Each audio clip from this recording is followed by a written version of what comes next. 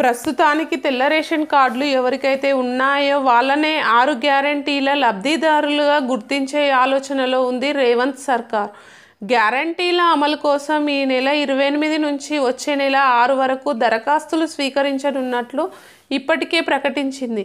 తెలంగాణలో కొత్త రేషన్ కార్డులకు ఇప్పట్లో మోక్షం ఉన్నట్లుగా కనిపించడం లేదు.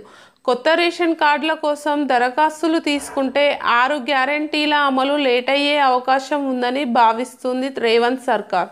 అధికారంలోకి వచ్చిన 100 రోజుల్లోనే 6 గ్యారంటీలను అమలు చేస్తామని ఎన్నికల ప్రచారంలో ప్రకటించింది కాంగ్రెస్ పార్టీ.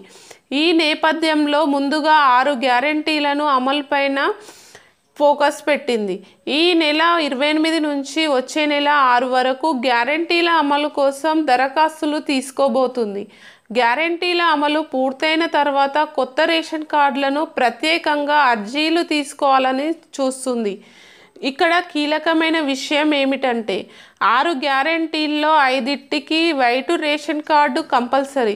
మహిళలకు నెలకు 2500 రూపాయలు ఇచ్చే మహాలక్ష్మి పథకానికి, 500కే గ్యాస్ సిలిండర్ పథకానికి, 200 యూనిట్ల ఉచిత కరెంటు గృహజ్యోతి పథకానికి, పేదలకు ఇందిరమ్మ ఇళ్ల పథకానికి, వృద్ధులకు 4000 పెన్షన్ చేయూత పథకానికి, విద్యార్థులకు 5 లక్షల యువ వికాసం పథకానికి వైట్ రేషన్ కార్డే ప్రామాణికము. మరి కొత్త రేషన్ కార్డులు ఇవ్వకుండా ప్రభుత్వం అర్హులను ఎలా గుర్తిస్తుంది, గ్యారంటీలను ఎలా అమలు చేస్తుందనేదే అందరి ప్రశ్న. అయితే ప్రస్తుతానికి తెల్ల రేషన్ కార్డులు ఎవరికైతే ఉన్నాయో వాళ్ళనే 6 గ్యారంటీల లబ్ధిదారులుగా గుర్తించే ఆలోచనలో ఉంది రేవంత్ సర్కార్.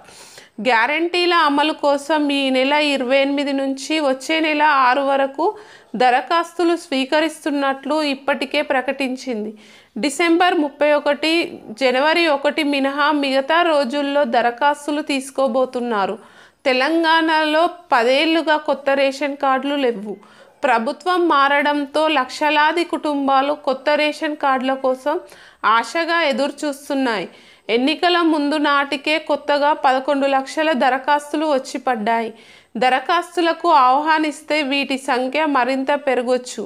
ఓవైపు రేషన్ కార్డుల కోసం జనం ఎదురుచూస్తున్న తరుణంలో వాటిని హోల్డ్లో పెట్టాలన్న సర్కార్ నిర్ణయం